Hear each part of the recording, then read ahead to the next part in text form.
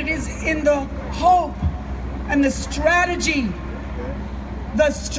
of us coming together that we open our hearts and our ears and our minds to listen to what all people have to say, to hear our struggles and our pain, and to come together in unity. So let me hear a big roar of...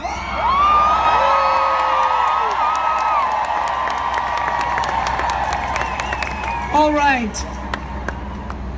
We will be kicking this march off at this time. I want to welcome to the mic Congresswoman Nanette Barragán, Secretary Alex Padilla, and LAUSD's Yoli Flores.